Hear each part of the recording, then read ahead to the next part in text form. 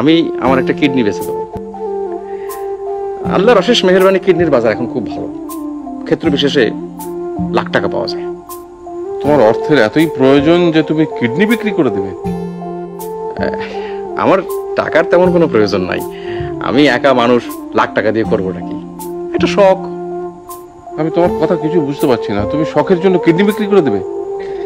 Kidney বিক্রির শখ না স্যার, আমার দেশ বিদেশ ঘোরার খুব শখ। এই ধরেন স্যার, হাতের কাছে নেপাল, হিমালয় কন্যা, আহা কি শোভা! কত সাধু সন্ন্যাসী হিমালয়ের গুহায় বসে ধ্যান করেছে, কিন্তু টাকার অভাবে যেতে পারি না।